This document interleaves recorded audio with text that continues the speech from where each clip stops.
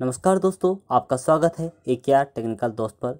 दोस्तों, आज की इस वीडियो प्रॉपर्टी रजिस्ट्रेशन पार्ट 5 में हम जानेंगे दुकान के बैनामे का ऑनलाइन रजिस्ट्रेशन किस प्रकार से किया जाता है के बारे में। तो चलिए दोस्तों शुरू करते हैं।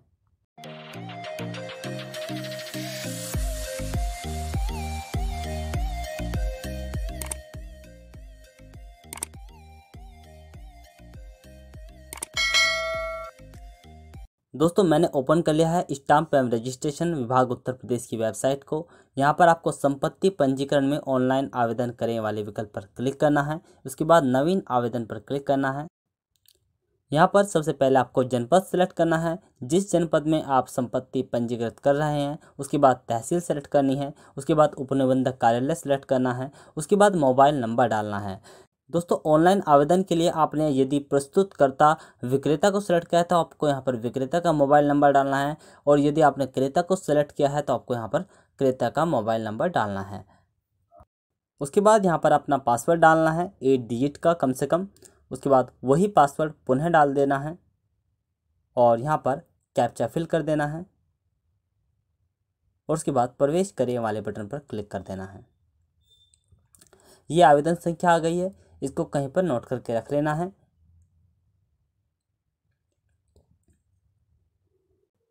इसके बाद प्रयोक्ता लॉगिन पर क्लिक करना है, और यहाँ पर फिर से आपको वही जनपद सेलेक्ट करना है जिस जनपद को आपने पूर्व में सेलेक्ट किया है। उसके बाद अपना पासवर्ड डालना है। उसके बाद कैप्चा फिल करना है और फिर प्रवेश करें वाले बटन पर क्लिक कर देना है। यहाँ पर आपको प्रपत्र भरने के चरण मिलते हैं। पहले चरण पर क्लिक करना है। संव्यवहार की प्रकृति में अचल संपत्ति के का अंतरण बही संख्या 1 को सेलेक्ट करना है। लेख पत्र के प्रकार में विक्रय पत्र को सेलेक्ट करना है। और प्रस्तुतकर्ता के रूप में यदि आपने विक्रेता को सेलेक्ट किया है तो विक्रेता का नाम डालना है। यदि क्रेता को सेलेक्ट किया है तो यहाँ पर आपको क्रेता का नाम डालना है। दोस्तों, लेख पत्र प्रस्तुतकर्ता के रूप में आप किसी को भी सिलेक्ट कर सकते हैं, विक्रेता को भी क्रेता को भी। तो हम यहाँ पर विक्रेता को सिलेक्ट कर लेते हैं। मैं विक्रेता को क्यों सेलेक्ट करता हूँ, क्रेता को क्यों नहीं करता हूँ, या फिर क्रेता को सिलेक्ट करना सही है या गलत है, इस विषय पर हम इसी वीडियो में एंड में चर्चा करेंगे। फिलहाल मैं यहाँ पर लेख पत्र प्रस्तुतकर्ता में विक्रेता को सिलेक्ट करता हूँ, प्रविष्टि सुरक्षित कर देता हूँ। इसके बाद सेकंड चरण ओपन हो चुका है, जहाँ पर आपको संपत्ति के प्रकार में व्यवसायिक को सेलेक्ट करना है। पिछली वीडियो में हमने प्लॉट और मकान के लिए आवासीय आकर्षक का सिलेक्शन किया था, और इस वीडियो में हम व्यवसायिक का सिलेक्शन करेंगे दुकान के लिए। इसके बाद यहाँ पर आपको मोहल्ला, गांव, खंड, ब्लॉक, सेक्टर का सिलेक्शन करना है, यानी कि आपकी जो दुकान है, जो विक्रय हो रही है, वह कहाँ पर स्थित है उसको सेलेक्ट करना है। वार्ड परगना अपना आप आ जाता है। फिर इसके बाद दुकान कितने क्षेत्रफल में है वह आपको यहाँ पर लिख देना है वर्ग मीटर में।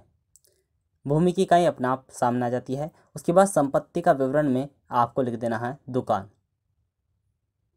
उसके बाद संपत्ति प्राप्ति का स्रोत, संपत्ति किस प्रकार से प्राप्त है विक्रेता को, वह आपको यहाँ से सिलेक्ट करना है। उसके बाद अन्य निर्देश, यदि कोई अन्य निर्देश है तो उसको भी आपको यहाँ से सिलेक्ट करना है। यहाँ पर दोस्तों अलग अलग जगह के हिसाब से अलग अलग अन्य निर्देश आपको देखने को मिलेंगे, जिसको आपको पढ़कर अच्छे से अपने उपनिबंधक कार्यालय के अनुसार सेलेक्ट कर लेना है। ऐसा नहीं है दोस्तों हर एक बैनामे में आपको अन्य निर्देश सेलेक्ट करने की आवश्यकता होगी, तो हम यहाँ पर हमें आवश्यकता नहीं है तो हम इसे हटा देते हैं। इसके बाद स्टाम्प में छूट का विवरण, यहाँ पर आपको 5 प्रकार की छूट देखने को मिलती है। स्त्री हिस्सेदारी, भूतपूर्व सैनिक, विकलांग, यूपीएसआईडीसी, स्थानीय निकाय व अन्य। अगर क्रेता पक्ष स्त्री है तो आपको यहाँ पर क्लिक करना है, और इसके बाद यहाँ पर क्लिक करना है। उसके बाद यहाँ पर क्लिक करना है, और जितना अंश क्रेता स्त्री द्वारा खरीदा जा रहा है वह यहाँ डाल देना है। दोस्तों, यदि क्रेता एक ही है और वही स्त्री है तो आपको यहाँ पर 100 भरना है। इसके अलावा यदि स्त्रियाँ 2 हैं और दोनों के द्वारा बराबर बराबर भाग क्रय किया जा रहा है तो आपको यहाँ पर 50 भरना है, और जोड़े बटन पर क्लिक कर दूसरी स्त्री का अंश डाल देना है। इस प्रकार से आप जितना भाग स्त्री द्वारा क्रय किया जा रहा है वह आपको भाग यहाँ पर डालना होता है। इसको मैं आने वाली वीडियो में और ज़्यादा स्पष्ट करूँगा। इसके लिए एक अलग से ही वीडियो बनाऊँगा स्त्री हिस्सेदारी के ऊपर। उसके बाद निर्माण की स्थिति में दुकान निर्मित है, अनिर्मित है या फ्लैट है, उसको आपको सेलेक्ट करना है। इसके बाद सेगमेंट सेलेक्ट करना है, यानी कि दुकान जिस जगह पर स्थित है वो कौन सी है। यहाँ पर आपको अलग अलग जगह के हिसाब से अलग अलग सेगमेंट देखने को मिलेंगे, तो आपको यहाँ पर देख लेना है अपने अनुसार कि आपका सेगमेंट क्या है। उसके बाद निर्माण प्रकार।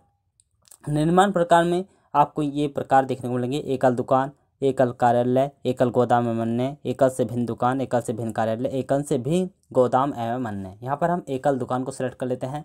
उसके बाद आच्छादित क्षेत्रफल। यहाँ पर आपको दुकान का कितना भाग आच्छादित है यानी कि ढका हुआ है वह आपको यहाँ पर लिख देना है। दोस्तों यदि पूरा का पूरा दुकान आच्छादित है, बनी हुई है, तो आपको यहाँ पर पूरा क्षेत्रफल लिखना है। यदि कुछ कम ढकी हुई है, बनी हुई है, तो आपको जितना भी क्षेत्रफल बना हुआ है वो लिखना है। पूरा है तो फिर पूरा लिखना है। इसके बाद निर्माण वर्ष। दुकान का निर्माण कब हुआ था, कौन से साल में हुआ था, वो आपको यहाँ पर लिख देना है। उसके बाद प्रतिफल। प्रतिफल है जो लेन देन हो रहा है पक्षकारों के मध्य दुकान का, वह आपको यहाँ पर डाल देना है। इसके बाद यहाँ पर कोई विद्युत संयोजन संख्या, विद्युत कनेक्शन है तो उसका कनेक्शन संख्या यहाँ डाल देना है। उसी प्रकार अगले कॉलम में जल संयोजन संख्या डाल देना है, ये आप खाली भी छोड़ सकते हैं। इसके बाद यदि आपके यहाँ नवीन रेट लिस्ट लागू हो चुकी है तो आपको यहाँ पर क्लिक कर देना है, वरना इसे भी छोड़ देना है। उसके बाद अनुबंध पत्र के स्टाम्प शुल्क समायोजन का विवरण आप यहाँ से कर सकते हैं। यदि बैनामी से पूर्व कोई एग्रीमेंट हुआ है तो उसका स्टाम्प शुल्क समायोजन यहाँ से कर सकते हैं। यदि आपको नहीं पता है कि स्टाम्प शुल्क का समायोजन कैसे किया जाता है तो आप पिछले पार्ट्स देख सकते हैं जिनमें मैंने बताया है। इसके बाद आपको कर देना है मूल्यांकन करें बटन पर क्लिक और नीचे आ जाना है और यहाँ पर आपको कर देना है मूल्यांकन करें। इसके बाद नीचे आना है और नीचे आने के बाद देख लें दोस्तों, ये कभी कभी यहाँ पर वास्तविक बाजार मूल्य गलत आ जाता है, जीरो आ जाता है या कभी कभी कुछ भी नहीं आता है, तो आपको अपने आप मूल्यांकन कर लेना है संपत्ति का, और जो भी मूल्यांकन आया है वो आपको इस कॉलम में फिल कर देना है।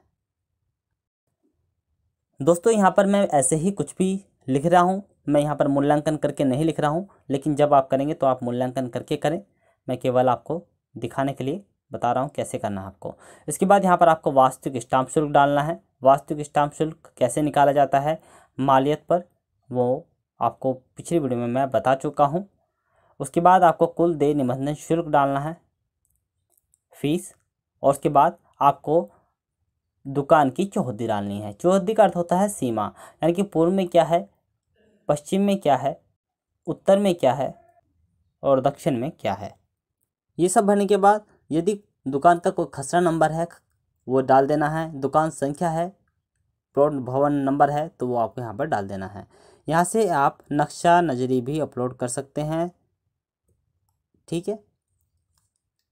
फिलहाल हम यहाँ पर नहीं कर रहे हैं। और उसके बाद प्रविष्टि सुरक्षित करें बटन पर क्लिक कर देना है, ओके बटन पर क्लिक कर देना है। इस पर क्लिक करके आप दूसरे चरण पर भरी गई एंट्रीज को संशोधित कर सकते हैं। यदि सब कुछ सही है तो आपको अगले चरण पर क्लिक कर देना है। उसके बाद पक्षकार वाले चरण पर क्लिक कर देना है। यहाँ पर हम देखते हैं कि यहाँ पर विक्रेता का नाम लिखा हुआ है लेकिन उसके संरक्षक का नाम नहीं लिखा है, स्थायी पता नहीं लिखा है और प्रस्तुतकर्ता के नीचे लिखा है स्वयं। क्योंकि हमने दोस्तों प्रस्तुतकर्ता के रूप में विक्रेता को फर्स्ट स्टेप पर ही लिखा था। यदि आप वहाँ पर क्रेता को लिखते तो जो क्रेता वाला कॉलम है वो यहाँ पर आता। अब दोस्तों यहाँ पर हमने विक्रेता को सेलेक्ट किया था तो विक्रेता का नाम आ रहा है। दोस्तों विक्रेता की बाकी डिटेल्स फिल करने के लिए हमें संशोधन करें वाले बटन पर क्लिक करना होगा और यहाँ पर हमने विक्रेता के संरक्षक का नाम लिखना होगा। उसके बाद यहाँ पर स्थायी पता लिखना होगा विक्रेता का। उसके बाद नीचे यदि विक्रेता के पास कोई पैन नंबर है तो आपको यहाँ पर पैन नंबर डालना है। यदि पैन नंबर नहीं है तो आपको फिल करना है फॉर्म 60। फॉर्म 60 कैसे फिल करते हैं उस पर मैं एक वीडियो अलग से बना चुका हूँ जिसका लिंक इस वीडियो के डिस्क्रिप्शन बॉक्स में मिल जाएगा। फिलहाल हम यहाँ पर एक पैन नंबर डाल देते हैं और यहाँ से हम विक्रेता के व्यवसाय को सिलेक्ट कर लेते हैं। इसके बाद दोस्तों प्रविष्टि सुरक्षित करने वाले बटन पर क्लिक कर देना है। प्रविष्टि सुरक्षित होने के उपरांत आप यदि एक और विक्रेता को जोड़ना चाहते हैं तो आपको विक्रेता जोड़े पर क्लिक करना है। यदि विक्रेता एक ही है तो आपको क्रेता जोड़े पर क्लिक करना है। उसके बाद आपको क्रेता की एंट्रीज फिल करनी है। सबसे पहले उसका नाम लिखना है, उसके बाद उसके संरक्षक का नाम लिखना है, उसके बाद उसका स्थायी पता लिखना है। उसके बाद यदि पक्षकार स्वयं संपत्ति को क्रय कर रहा है तो प्रस्तुतकर्ता वाले कॉलम में स्वयं को सेलेक्ट करना है या अन्य विकल्पों द्वारा जैसे मुख्तार खास, मुख्तार आम, न्यायालय द्वारा प्राधिकृत या नियुक्त संरक्षक या प्राकृतिक संरक्षक या अधिकृत पदाधिकारी या प्रतिनिधि या प्रमाणीकृत मुख्तार, इनके द्वारा क्रय कर रहा है संपत्ति को, तो उनको सेलेक्ट कर लेना है। चलिए यहाँ पर हम मान लेते हैं कि पक्षकार स्वयं नहीं बल्कि अपने मुख्तार आम के माध्यम से संपत्ति को क्रय कर रहा है। तो यहाँ पर हमने मुख्तार आम को सेलेक्ट कर लिया। उसके बाद आप देखेंगे कि नीचे प्रस्तुतकर्ता का विवरण का एक नया फॉर्म ओपन हो जाता है, जिसमें प्रस्तुतकर्ता का विवरण भरा जाता है। यहाँ पर हमने मुख्तार आम को माना है प्रस्तुतकर्ता के रूप में, तो हम यहाँ पर मुख्तार आम का नाम लिखते हैं। जो भी मुख्तार आम नियुक्त कर रखा है पक्षकार ने, उसका नाम लिखते हैं। फिर उसके संरक्षक का नाम लिखते हैं। फिर मुख्तार आम का जो स्थायी पता है वह लिखते हैं। चलिए मान लेते हैं वही स्थायी पता है जो पक्षकार का है, वही हम यहाँ डाल देते हैं। उसके बाद पैन नंबर है या नहीं है तो आपको यहाँ पर लिखना है। यदि नहीं है तो फॉर्म 60 फिल करना है। चलिए मान लेते हैं यहाँ पर हमारे पास पैन नंबर है, तो हम यहाँ पर पैन नंबर डाल देते हैं। उसके बाद यहाँ से व्यवसाय सेलेक्ट करना है जो आपने प्रस्तुतकर्ता के रूप में सिलेक्ट किया है। जैसे हमने यहाँ पर मुख्तार आम को सेलेक्ट किया है, तो मुख्तार आम का जो भी प्रोफेशन होगा वो हम यहाँ डाल देंगे। उसके बाद मोबाइल नंबर डाल देंगे मुख्तार आम का। उसके बाद प्रविष्टि सुरक्षित करेंगे, ओके बटन पर क्लिक करेंगे। दोस्तों हमारे विक्रेता भी जुड़ चुका है और क्रेता भी जुड़ चुका है। इसके बाद अगर एक से ज़्यादा क्रेता हैं तो आप क्रेता जोड़े बटन पर क्लिक करेंगे और एक से ज़्यादा क्रेता को जोड़ सकेंगे।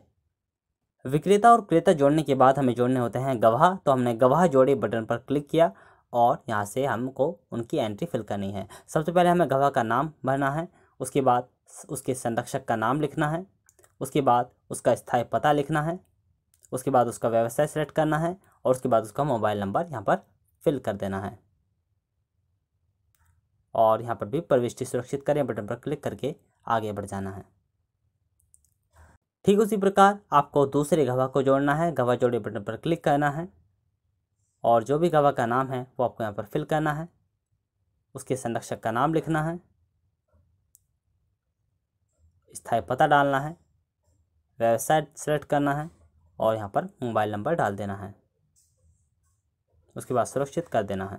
दोस्तों इसके आगे की प्रोसेसिंग सेम है जैसे कि मैं आपको पार्ट 2, पार्ट 3 और पार्ट 4 में बता चुका हूँ। यदि आपको आगे जानना है कि आगे क्या करना है तो आप पार्ट 2 या पार्ट 3 या पार्ट 4 की वीडियो देख लीजिए। सभी वीडियोस के लिंक इस वीडियो के डिस्क्रिप्शन बॉक्स में मिल जाएंगे, वहाँ पर क्लिक करके आप वीडियो को देख सकते हैं। अब बात करते हैं दोस्तों लेखपत्र प्रस्तुतकर्ता को चुनने के बारे में कि विक्रेता चुने या फिर क्रेता चुने। तो दोस्तों कोई भी सिलेक्ट कर लीजिए, कोई फ़र्क नहीं पड़ता है। लेकिन यदि आपके उपनिबंधक कार्यालय पर क्रेता को सिलेक्ट किया जा रहा है तो आप क्रेता को ही सिलेक्ट करिए। मैं अगर अपने यहाँ के उपनिबंधक कार्यालय की बात करूँ तो हमारे यहाँ विक्रेता भी सिलेक्ट किया जाता है और क्रेता भी सिलेक्ट किया जाता है। यदि विक्रेता गलत होता तो विक्रेता इस लिस्ट में होता ही नहीं, लेकिन इस लिस्ट में विक्रेता है तो विक्रेता भी सिलेक्ट हो सकता है, क्रेता भी है तो क्रेता भी हो सकता है। दोस्तों किसी भी विभाग के अधिकारी हों, कर्मचारी हों या बाबू लोग हों, उन्हें जिस तरीके से काम करने की आदत पड़ जाती है वो उसी तरीके से काम करना पसंद करते हैं और यदि उसके विपरीत कोई काम करके लाता है तो वो उसको गलत बता देते हैं। दोस्तों जिस प्रकार से क्रेता को सेलेक्ट करने का पीछे का कारण उसके द्वारा संपत्ति खरीदने में किए जा रहे समस्त खर्च को लेकर माना जाता है कि वही सब कुछ खर्च कर रहा है, स्टाम्प फीस वगैरह सब कुछ वही खर्च कर रहा है, तो उसी का नाम प्रस्तुतकर्ता के रूप में रखना चाहिए। लेकिन दूसरे इसके विपरीत विक्रेता को सेलेक्ट करने के पीछे का कारण ये माना जाता है कि जो संपत्ति है वो विक्रेता की है और विक्रेता ही अपनी संपत्ति को क्रेता के समक्ष विक्रय हेतु प्रस्तुत करता है, तो प्रस्तुतकर्ता विक्रेता ही होना चाहिए। दोस्तों इसको इस बात से भी समझ सकते हैं, मान लीजिए एक बाप ने अपनी लड़की का हाथ किसी लड़के के हाथ में दे दिया, यानी कि उसको सौंप दिया और उससे उसकी शादी करा दी, तो इसमें किसी भी प्रकार की वाद विवाद की गुंजाइश नहीं रही है क्योंकि खुद बाप ने अपनी लड़की का हाथ लड़के के हाथ में थमा दिया। लेकिन इसके विपरीत शादी वह भी कहलाएगी जिसमें एक लड़का किसी लड़की को पसंद करेगा और उससे कोर्ट मैरिज करेगा और उसके बाप को या तो बाद में पता चलेगा या फिर शादी में उसे एज ए गेस्ट बुलाएगा। तो शादियां दोनों होंगी, लेकिन दूसरे प्रकार की शादी में वाद विवाद की काफ़ी सारी गुंजाइशें हो जाती हैं क्योंकि उसमें प्रस्तुतकर्ता संपत्ति का मालिक यानी कि लड़की का बाप नहीं है। तो दोस्तों मुझे उम्मीद है कि आप अच्छे से समझ गए होंगे कि आप लेखपत्र प्रस्तुतकर्ता के रूप में विक्रेता को भी सिलेक्ट कर सकते हैं, विक्रेता को भी सिलेक्ट कर सकते हैं। इनमें कोई गलती नहीं है या कोई गलत नहीं है। दोस्तों वीडियो अच्छी लगी तो वीडियो को लाइक कर दीजिए, चैनल को सब्सक्राइब कर दीजिए, बेल आइकन पर क्लिक कर दीजिए। फिर मिलते हैं किसी एक नई वीडियो के साथ, एक नई टेक्निकल अपडेट वीडियो के साथ। तब तक के लिए नमस्कार, जय हिंद, जय भारत।